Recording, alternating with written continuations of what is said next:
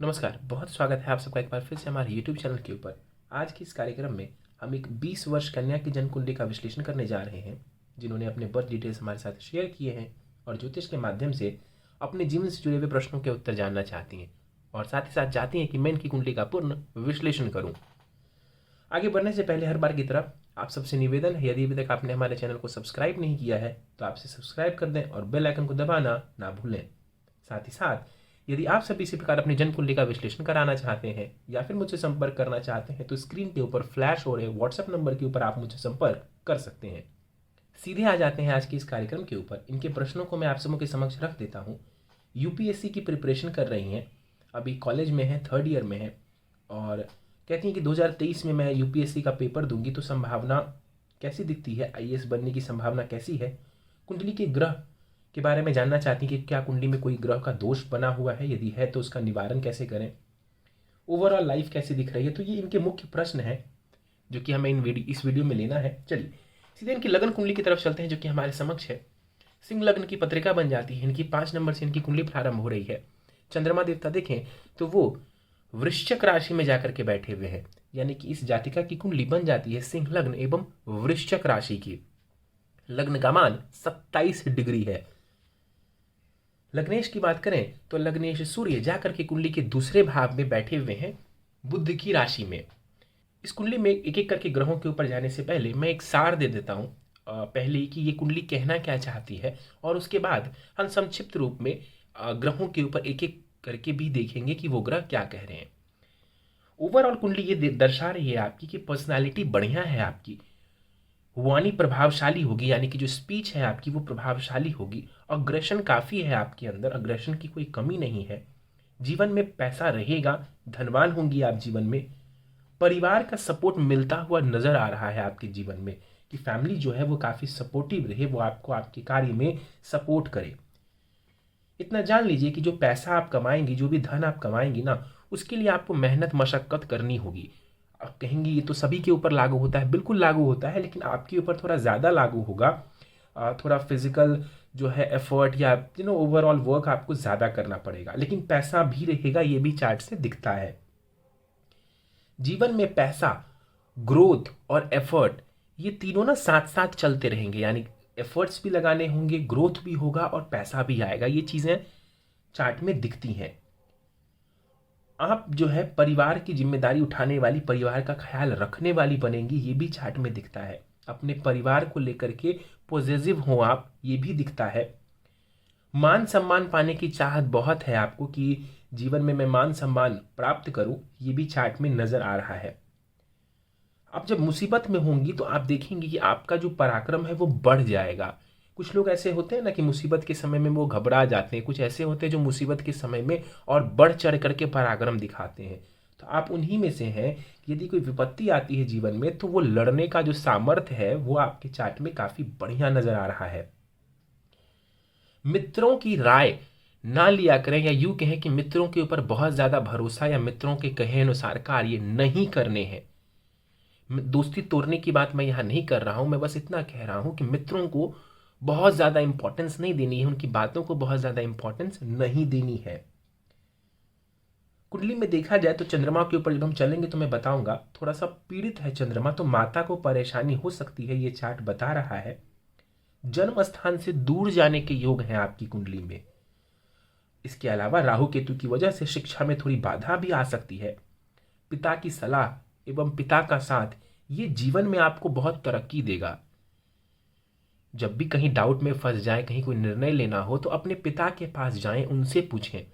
आप देखिएगा आपको लाभ मिलेगा उस सलाह से, पिता की गाइडेंस से, गुरु की गाइडेंस से आपको लाभ मिलेगा। स्पेशली आपको अपने पिता की गाइडेंस से ज्यादा लाभ मिलेगा।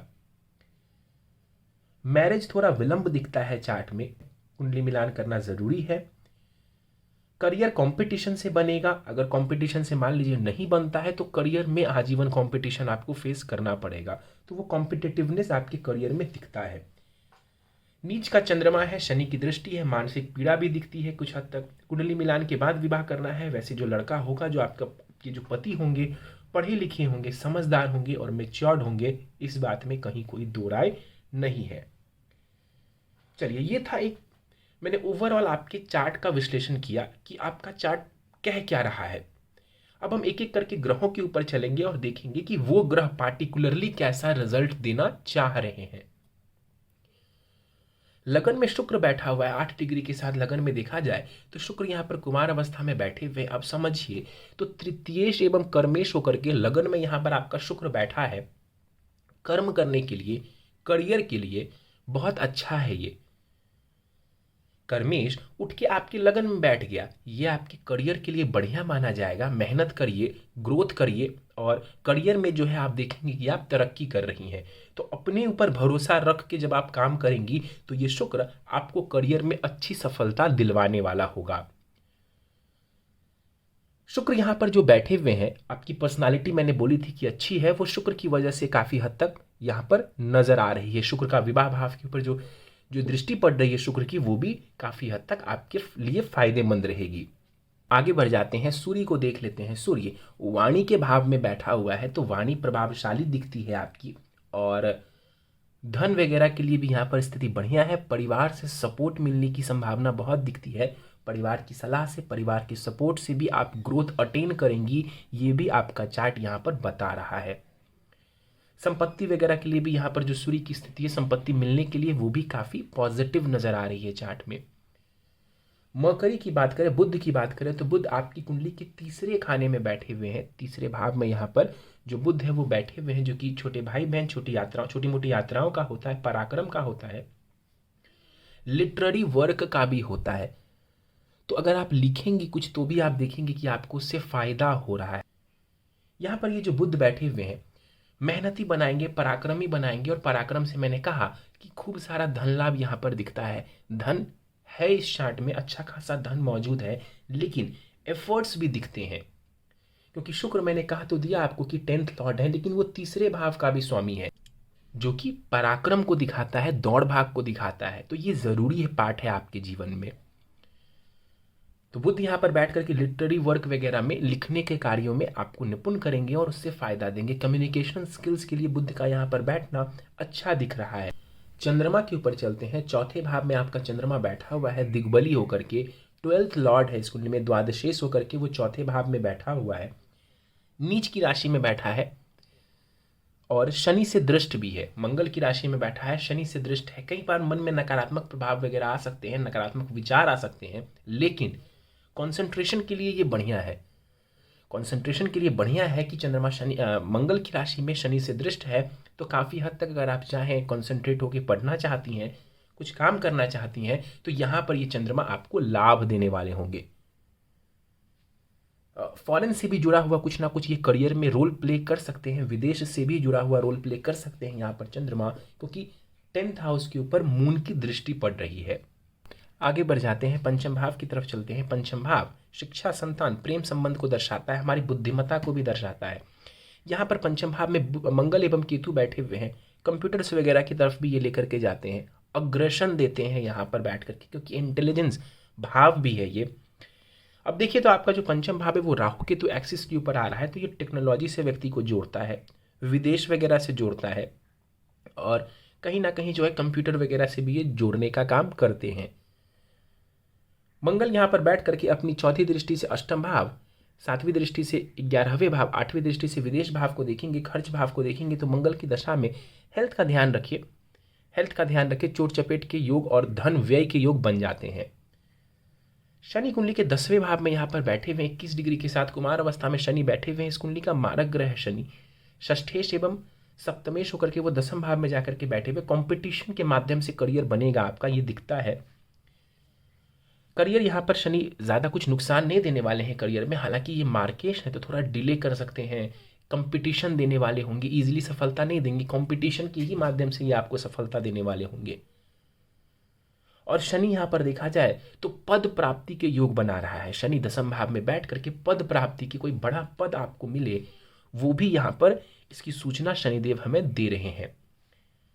अब शनि की बात की जाए तो शनि 12वें भाव, चौथे भाव एवं सप्तम भाव को देख रहा है, मन को थोड़ा पीड़ित करेगा शनि और विवाह में थोड़ा विलंब करेगा, जो कि मैंने पहले भी आपको कहा। 11वें भाव को देख लें तो गुरु एवं राहु यहाँ पर बैठे हुए हैं। राहु गुरु की युति को चांडाल योग भी कहते हैं या चांडाल दोष भी कहते हैं। यहाँ पर मंगल केतु अंगारक दोष बना रहे थे, यहाँ पर गुरु राहु जस्ट सामने बैठ करके चांडाल दोष बना रहे हैं। देखिए 11वें भाव में जो गुरु राहु बैठा हुआ है ना, ये कहीं से भी पैसे के लिए बुरा नहीं है, ये पैसा का भाव है। 11वें भाव से हम धन देखते हैं, तो यहाँ पर ये धन के लिए बुरा नहीं है। लेकिन यदि आपसे कोई बड़ा भाई या बहन है, ये उसके लिए बहुत अच्छा हम नहीं कह सकते हैं। अगर कोई बहुत आपसे बड़े कोई भाई या बहन है तो उसके लिए इसको हम बहुत अच्छा नहीं कह सकते हैं। अगर कोई बड़ा नहीं है तो ये अच्छी बात है। तो धन के पर्सपेक्टिव से देखा जाए तो गुरु राहु का यहाँ पर बैठना कोई प्रॉब्लम वाली बात नहीं है। लेकिन ये जो राहु केतु एक्सेस आ रहा है पंचम और 11वें के मध्य, पहले भी मैंने कहा शिक्षा में थोड़ी ये भटकाव की स्थिति दे सकता है, तो उसको आपको देखना पड़ेगा। चंद्रमा पर शनि की दृष्टि है, ये बहुत हद तक आपकी कंसंट्रेशन के लिए बढ़िया है। गुरु और राहु की दृष्टियों की बात करें तो जहां जहां गुरु देखेंगे वहीं वहीं राहु भी देखेंगे। तो गुरु की दृष्टि तीसरे भाव के ऊपर पड़ेगी और इन दोनों की दृष्टि से कम्युनिकेशन वगैरह में लाभ की स्थिति दिखती है। राइटिंग स्किल्स को बेहतर करेंगे ये। पंचम भाव के ऊपर जो गुरु है वो काफ़ी हद तक चाहेंगे कि आपकी शिक्षा बढ़िया हो और शिक्षा में आपको सफलता भी मिले। वहीं गुरु की जो 9वीं दृष्टि है वो आपके सप्तम भाव के ऊपर पड़ेगी। तो ये भी मैरिज के लिए बढ़िया है। थोड़ा विलंब से मैरिज कीजिए, मैरिज बढ़िया दिख रहा है। दशाओं के ऊपर हम बात कर लें तो शुक्र की दशा आपको चल रही है, जो कि जुलाई 2021 से प्रारंभ होकर के जुलाई 2041 तक रहने वाली है। और शुक्र की दशा में अभी फिलहाल शुक्र की ही अंतर दशा चल रही है, जो कि 19 नवंबर 2024 तक रहने वाली है। प्रश्नों को ले लेते हैं। आपने पूछा है कि यूपीएससी की मैं प्रिपरेशन कर रही हूँ, आईएएस बनना चाहती हूँ, 2023 में मैं पेपर दूंगी, फर्स्ट अटेम्प्ट। देखिए 2023 या 2024 से जो समय है ना, ये आपके करियर के लिए काफ़ी फेवरेबल है। सबसे अच्छी बात जो है आपकी कुंडली में वो ये है कि दशा जो अच्छी चाहिए थी वो लग गई आपकी, वो अच्छी दशा मिल गई आपकी। क्यों? क्योंकि अभी करियर आपका मेन फोकस है, तो करियर के ही स्वामी शुक्र की दशा आपको चल पड़ी है। इसमें और भी बढ़िया समय 2023 से मुझे नज़र आ रहा है, जब से। और देखिए कितनी अच्छी बात है, आपने कहा है कि मैं 2023 में दूंगी पेपर, तो 2023, 24, 25 वो जो समय है ना, वो आपके करियर से जुड़े मामलों के लिए बहुत ही बढ़िया नज़र आ रहा है। वहाँ पर ये स्थिति बढ़िया नज़र आ रही है। तो आईएएस बनने वगैरह की जो संभावना है, ठीक है, आप बिल्कुल प्रयत्न करिए। अगर देखिए दशा यहाँ पर किसी, मान लीजिए शनि की दशा चल पड़ती या किसी दूसरे ग्रह की दशा, बुध की दशा चलती, तो मैं एक बार को बोलता कि आपको परेशानी होगी। बट अभी मैं आपको बोलूँगा कि मेहनत करिए, मेहनत करिए, मेहनत करेंगी तो आप हासिल कर सकती हैं इस चीज़ को। ग्रह दोष कुंडली में और निवारण, देखिए पंचम भाव में अंगारक दोष बन रहा है। ये देखा जाए तो पंचम भाव संतान का भी होता है, प्रेम संबंधों का होता है। तो इन दोनों चीज़ों में भी ये थोड़ी परेशानी दे सकते हैं, इन दोनों चीज़ों में भी ये परेशानी दे सकते हैं। और जो गुरु राहु का चांडाल दोष है वो 11वें भाव में बना है, वो पैसे के लिए ज़रा भी बुरा नहीं है, फाइनेंस के लिए वो बुरा नहीं है। लेकिन यदि आपसे कोई बड़ी बहन या भाई है, उसके लिए वो अच्छा नहीं माना जाएगा। निवारण वगैरह की जहाँ तक बात है, अभी उनकी दशा चल नहीं रही है, और फिर भी जो मैं उपाय आपको दूंगा उससे इतना हो जाएगा कि फ़िलहाल जो आप काम कर रही हैं, जो एजुकेशन वगैरह है या जो एग्ज़ाम निकालने की आप तैयारी कर रही हैं, उसमें ये बाधा नहीं डाल पाएंगे फ़िलहाल। ऑल ओवर लाइफ मेरी कैसी दिख रही है? मुझे तो बहुत बढ़िया दिख रही है। आप बढ़िया करेंगी जीवन में। अभी आपका जो फोकस है वो आपके करियर के ऊपर है, और होना भी चाहिए। मैरिज विलंब से कीजिए, और विलंब से मैरिज ही आपके लिए बेहतर है। 23-24 के बाद जो है, या 23-24 से, यानी 2023-2024 से आपके करियर में उत्थान दिखता है मुझे। विंशोत्तरी दशा, योगिनी दशा, चर दशा, इन सारी ही दशाओं से मैंने चेक करने की कोशिश की, तो यहाँ पर मुझे ये दिखा कि वहाँ से आपके करियर में ये उन्नति देगा। तो ये बात आपको मालूम पड़ गई है कि ये उन्नति देगा, तो अब मेहनत को और बढ़ा देना है, कम नहीं करना है, मेहनत को और बढ़ा देना है। मेहनत को बढ़ा देंगी तो लाभ ज़्यादा होगा। वर्ग कुंडलियों को देख लेते हैं, नवांश कुंडली एक बार देख लेते हैं। विवाह के लिए मुख्य तौर पर और ग्रहों के बल के लिए हम नवांश कुंडली देखते हैं। वहाँ पर सप्तम भाव में शुक्र और केतु बैठे हुए हैं। विवाह कुंडली मिलान करके करना आपके लिए ज़रूरी है, विवाह कुंडली मिलान करके करना आपके लिए ज़रूरी है। और कुंडली मिलान करके विवाह होगा तो स्थिति काफ़ी अच्छी नज़र आ रही है। अन्यथा अगर सामने वाले की कुंडली में प्रॉब्लम परेशानी रहती है देन मैरिज में प्रॉब्लम आ जाएगी। करियर चार्ट के ऊपर भी चलें तो वो भी काफ़ी बढ़िया नज़र आ रहा है। करियर चार्ट भी अच्छा है आपका और मेहनत करने की आवश्यकता है। मेहनत करेंगी तो जीवन में आप अच्छी जगह पर पहुंच सकती हैं और दशा जो है वो बहुत अच्छी चली है आपको, तो ये एक काफ़ी बड़ा लक फैक्टर माना जाता है कि जब आपको जिस दशा की ज़रूरत है आपको उस समय वही दशा चले। क्योंकि अभी आपको करियर बनाना है तो करियर से जुड़े ग्रहों की दशा अभी चली है शुक्र की, तो ये बेहतर है आपके लिए, ये अच्छी है आपके लिए। कुछ उपाय मैं आपको दे रहा हूँ, बहुत सरल से उपाय दे रहा हूँ। इन उपायों को करने से आपको लाभ मिलेगा और फिलहाल जो दशा चल रही है वो भी आपको काफ़ी सपोर्ट करेगी। नवार्न मंत्र आता है, अगर आपको पता हो तो ठीक है, नहीं तो आप मुझसे व्हाट्सएप पर मांग लीजिएगा। नवार्न मंत्र का आपको 108 बार प्रतिदिन जाप करना है। सूर्य को नित्य जल दीजिए, अर्घ दीजिए। गायत्री मंत्र का वहीं पर जाप करिए 21 बार कम से कम। ओम एम सरस्वती एम नमः, इस मंत्र का भी 21 बार जाप करना, यानी कि माँ सरस्वती के भी मंत्र का जाप करना आपके लिए ज़रूरी है। हर बार जब भी पढ़ाई करने के लिए बैठें तो 21 बार जाप करके फिर आप पढ़ाई करने के लिए बैठ जाएं, आपको फ़ायदा मिलेगा। चलिए तो दोस्तों, ये था इस 20 वर्ष कन्या की जन्म कुंडली का अध्ययन। उम्मीद है आपको हमारा यह कुंडली विश्लेषण का कार्यक्रम पसंद आया होगा। कार्यक्रम पसंद आया तो आप इसे लाइक करें, शेयर करें। अभी तक आपने हमारे चैनल को सब्सक्राइब नहीं किया है तो आप इसे सब्सक्राइब कर दें और बेल आइकन को दबाना ना भूलें।